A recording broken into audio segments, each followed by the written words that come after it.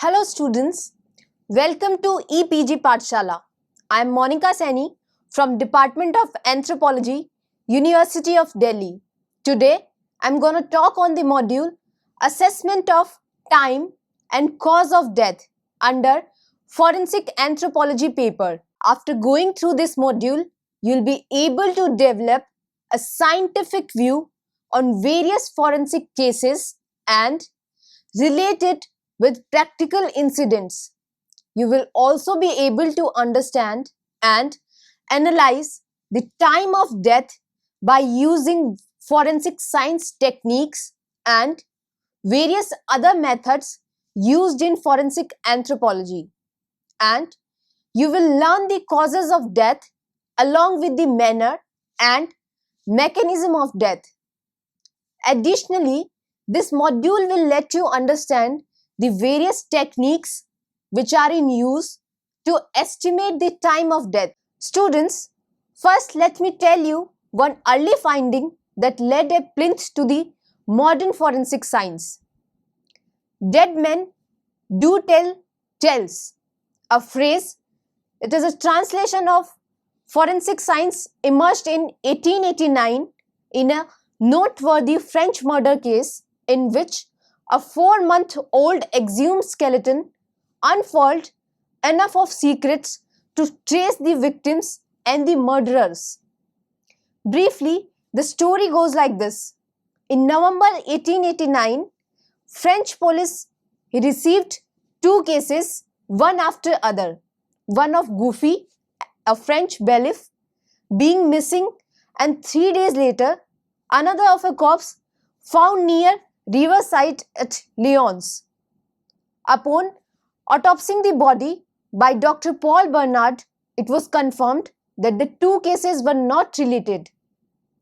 However, Monsieur Gouron, who was the chief of the Surete, he believed that 2 incidents are related and was convinced that the corpse is that of Goofy.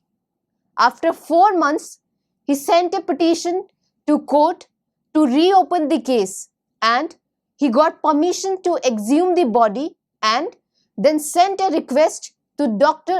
Alexander Lassagne, who was the professor of forensic medicine at Lyons University.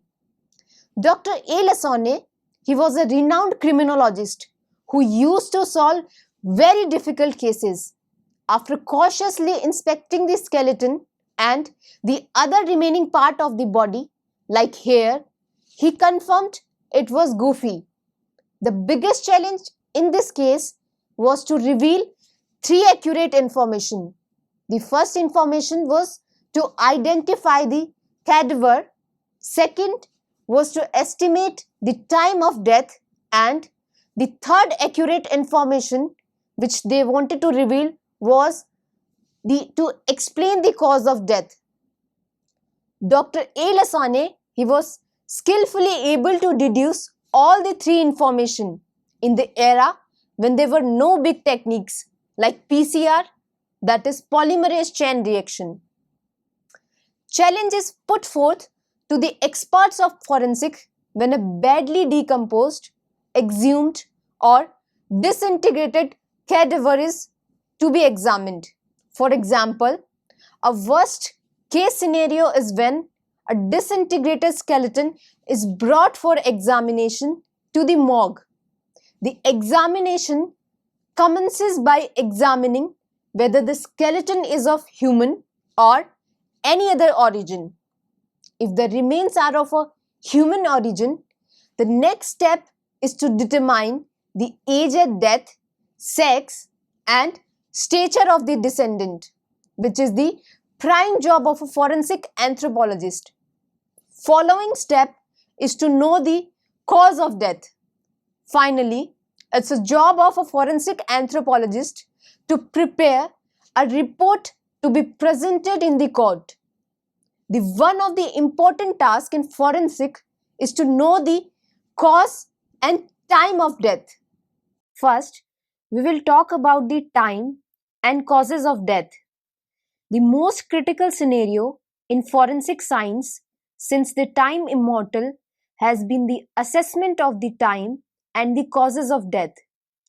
Determining time and causes of death is very difficult unless someone should be evident of seeing the person dying.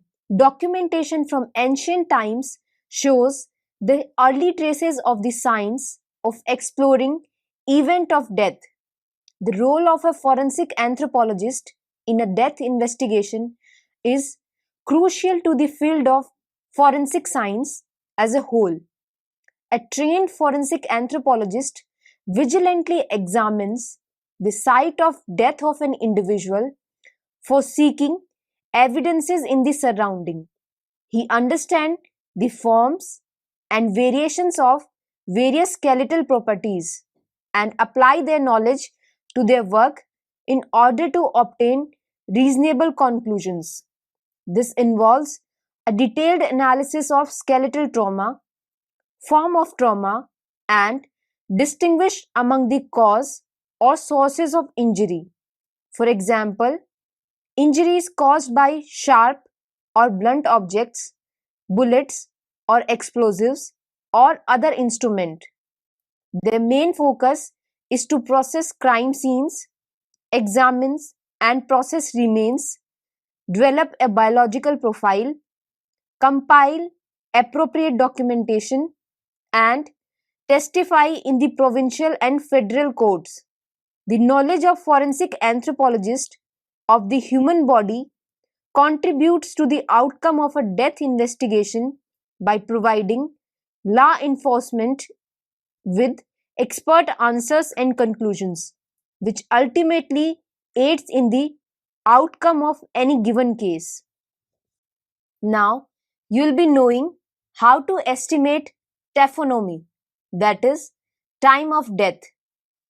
As said above, determining time of death is a very critical and difficult job for forensic anthropologist. First thing a forensic anthropologist inquires about is the last seen time of the individual and the earliest seen time of corpse, giving a time frame for the period of death. If the body is fresh, you can narrow your estimate to a fairly narrow range of time. However, if the human remains brought to morgue are badly decomposed or exhumed after a long time, it becomes tough job to estimate the time of death. To address the query of death time, an anthropologist uses taphonomy, study of post-death alteration to the body till it is discovered. The methods to explore the time of death of an individual vary depending on discovered remains, whether they are of historic importance or of judicial importance. The cases pertaining to police investigation are again of two types. Broadly speaking, a recent death or a disinterred body. Following the preliminary arrays of diagnosis of time of death, a pathologist or a toxicologist proceed with the cause of death. If a body is badly decomposed or fully skeletonized, then determining time of death involves an infinite number of variables which affect the rate of decomposition of the body. These variables fall under two categories. One is the cadaver itself and the second is the surrounding of site at which corpse is recovered as briefed below. The first consideration is that of the size and mass of the body, as the decomposition rate is inversely proportional to the either factors. Hence, implying larger a body longer it takes to decompose. The second consideration, as mentioned previously, is whether the corpse found is integrated or not. Intact body means an intact skin surface which protects the body from assault by microorganisms. After death, decomposition begins around natural body opening, particularly the head, and then proceed to the area of the body with the moist tissue.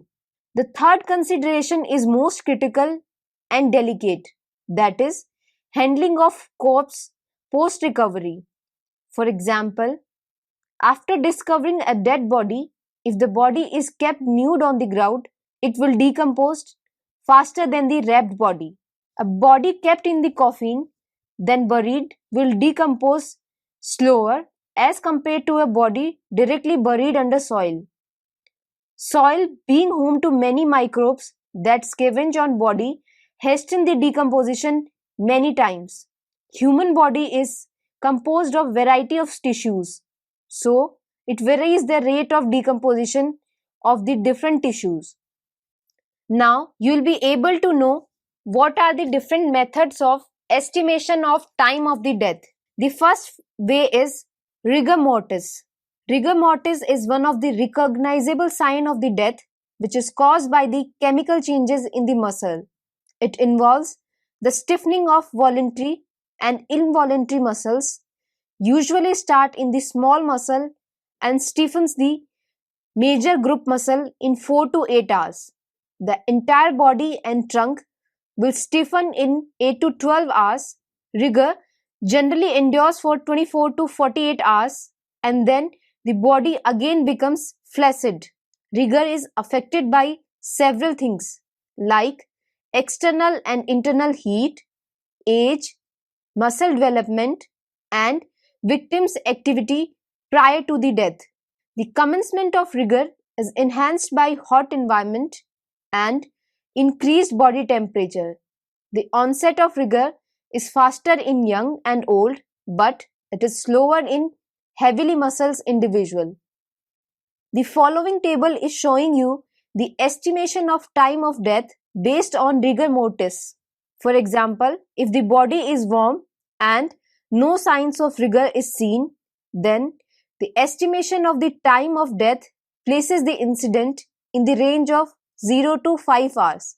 Similarly, if the body is warm and the rigor is progressing, then the estimation of the time of death is placed in the range of 1 to 5 hours. And if the rigor has been fully established, then the estimation of the time of death is placed in the range of 1 to 24 hours. And finally, if the rigor has been disappeared, then the time of the death placed in the range of 12 to 48 hours or more. The second way to determine the time of death is livor mortis.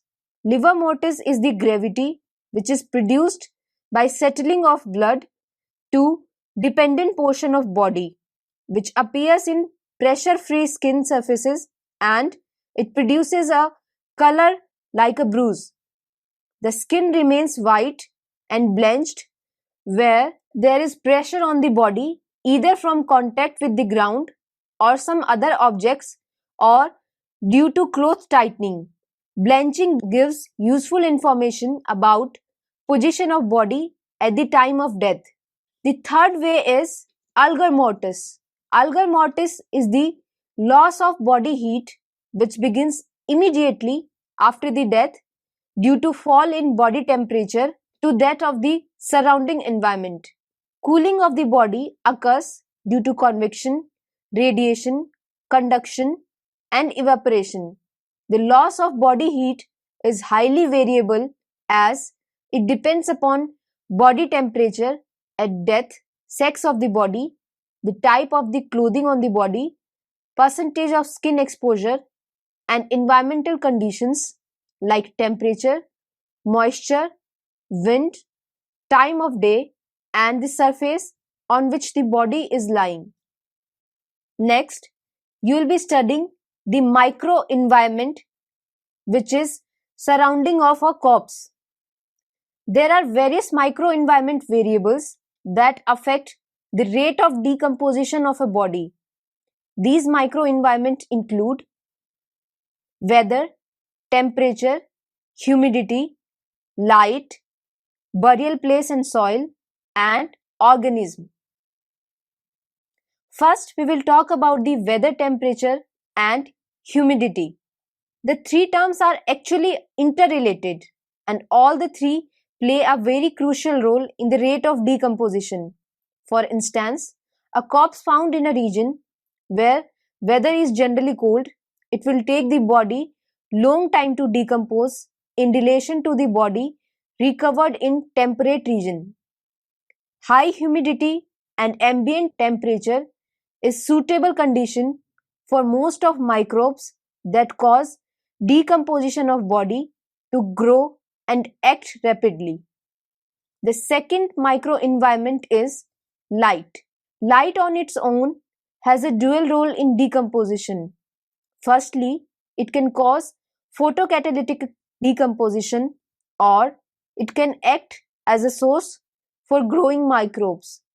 However, it cannot be affirmed that decomposition of crops is proportional to the intensity of light.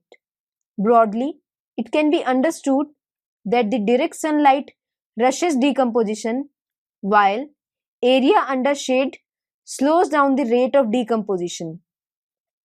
The third microenvironment is burial place and soil. As mentioned above, the burial of body plays a key role in the rate of decomposition. If the corpse is buried in the coffin, it will decompose slowly as compared to the open burial.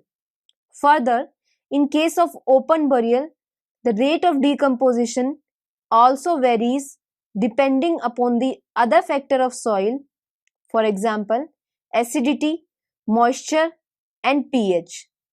The fourth type of microenvironment is organism. Animal and bird scavenger, necrophiles, insects, saprophytic bacteria, and other organisms. They can also affect the time period and the degree of decomposition of body.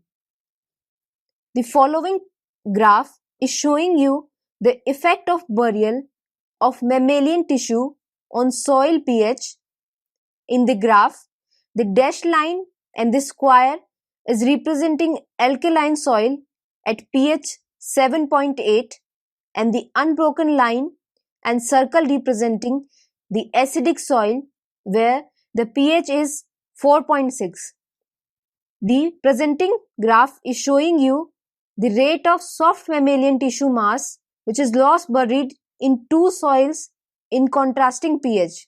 Dashed line and the square representing the alkaline soil where the pH is 7.8, and the unbroken line and circle is representing the acidic soil where the pH is 4.6. Taphonomy helps to estimate the elapsed time from the time of death or time period for which the corpse has been buried or otherwise exposed. In recent cases, several postmortem changes help in defining the suspected range of time since death. Now, I will talk about the two methods which are currently in use in forensic science. The first one is the temperature-based method, which can be used to determine the time of death. The temperature-based method can be estimated on the basis of temperature variation from the normal body temperature. Tyler and Wilkins, they were the first to report this phenomenon of post-death cooling of body in 1863. Normal temperature of a human body during lifetime is 37 degrees Celsius. However, when a person dies, its temperature starts to fall and body starts to get colder. Temperature is measured by inserting a thermometer in rectum. Generalized equation is derived from the experience that there is a fall of 1.5 degrees Celsius per hour. However, this method has a limitation, that is, a precise estimation can be made only if the death is very recent. Best estimation is made within 24 hours. As the time passes, the variance goes beyond the mathematical equation of 1.5 degrees Celsius loss per hour. Furthermore, it was in 1894 that the effect of surrounding temperature on the corpse temperature was appreciated. The second method to determine time of death is post-mortem assessment methodology. This class of technique is designed to assess the body after death, that is, the deteriorating process of decomposition of corpse with time. The science of entomology is the foremost sought evidence for calculation of time of death. In addition, in the post-mortem, various anatomical and historical changes are taken into consideration to assess the taphonomy or time of death. Next, we will be discussing different type of methodology to assess time of death by post-mortem. Following are the methods to estimate the time of death via post-mortem exploration of the changes that has occurred to the body. To assess the flexibility or degrees of movement of intensity and immovability of joints, developments, and receding into rigorous mortis and hardening of the cornea or drying of same. The second method is to assess the reaction of muscle in response to different stimuli, that is, supravital reactions. Evaluation of skeletal muscle response against mathematical stimulus. Other stimuli can be electrical or chemical. Electric impulse can be given to read the reaction of facial muscle like orbicular muscle of mouth or eye, or response of pupils to pharmacological entity like pilocarpine. Fluorescence of bone against UV radiation or presence of amino acid can be utilized to estimate the time of death. The fourth method is carbon-14 dating. It is a robust technique that has been used vastly by archaeologists to study fossils. However, this technique has been inaugurated in forensic science too. It can be used to study the age of skeleton and consequently near down a precise measurement of time of death. To analyze the biochemical processes taking place in dead body, that is, inspection of biochemical catalyst or enzymes in various tissues and body fluids or exudates. Determination of organic and non-organic compounds, including products of degradation of proteins. Assessment of DNA composition by flow cytometry, and the last one is the HMRS, that is H magnetic resonance spectroscopy. It is one of the modern science technology that has been recently applied in forensics, and it has been proved very fruitful. It is based on the principle to identify products of brain tissue decomposition. Now we will be studying trauma, manner, and cause of death. Many people, including some specialists working in the area, have difficulties in distinguishing among cause, manner, and mechanism of death. While death is the cessation of all biological function of the living body, its causes and manners are different. First, I'll be talking about causes of death.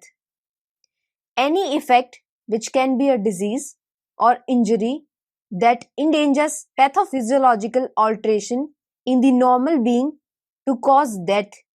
For example, gunshot wound, blunt force, trauma, stab wound, etc. To exemplify, consider a man gets shot in the chest. The person will die of cardiovascular shock as a result of hypohemovolemic shift due to bleeding into mediastinum pleural cavity.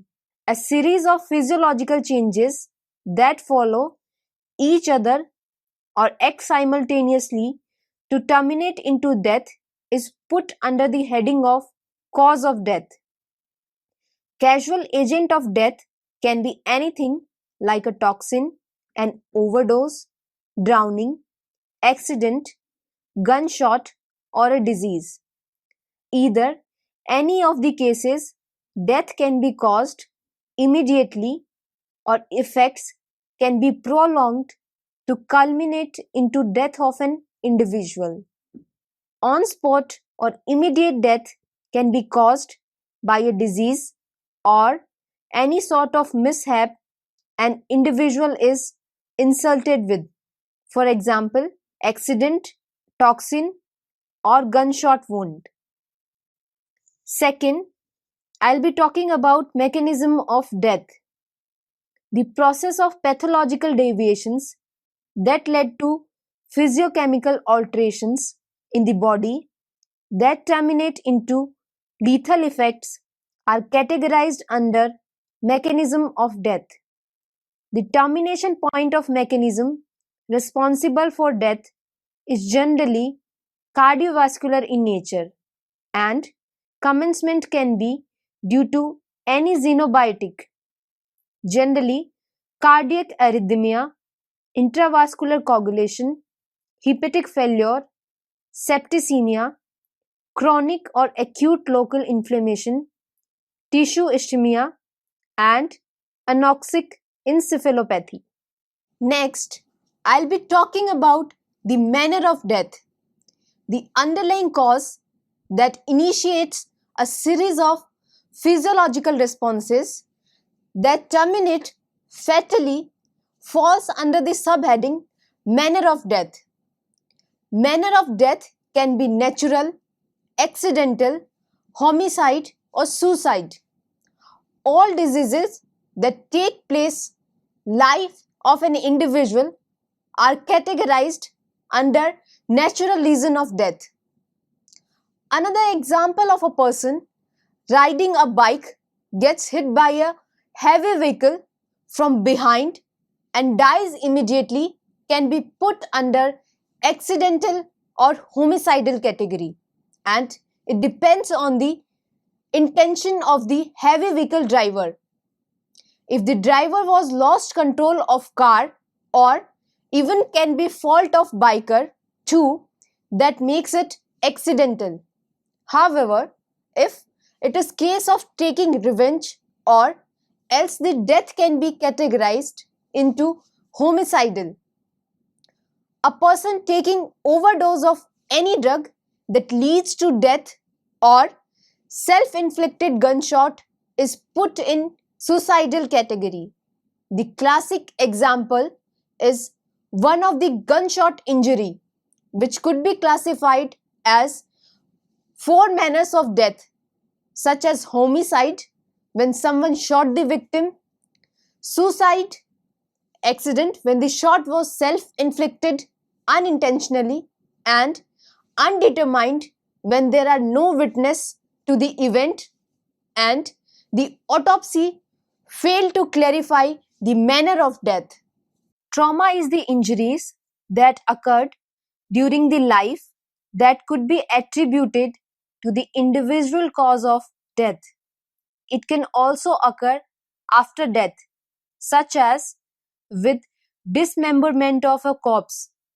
According to the timing of the event, trauma is classified as antemortem, perimortem, and postmortem. Antemortem means before death. It helps in identification of an individual. In this case of trauma, the anthropologist is searching for evidence of past injury to bones or joints, which may be healed or active. In most cases, it is not related to the cause of death but may be critical in the identification of a missing person. For example, if some person fractured a bone, say his or her tibia, and it subsequently healed, there likely to be evidence in the form of bony callus as shown in the figure. The figure is showing you left normal humerus and right antemortem humerus. Second is perimortem. Perimortem injuries are those injuries that occur around the time of death. It helps in finding how the individual died.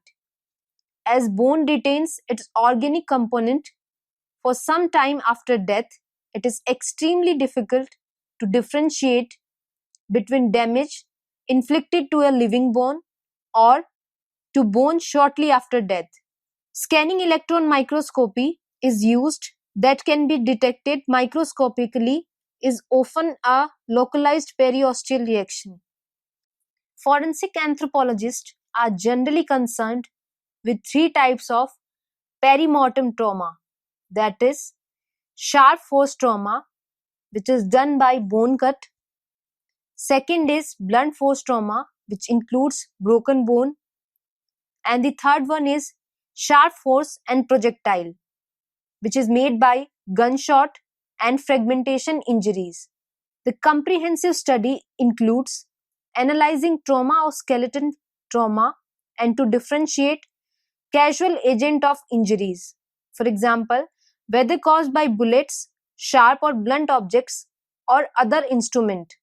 Surgical trauma may also be recorded as perimortem if individual did not survive the procedure long enough for skeletal healing to be evident.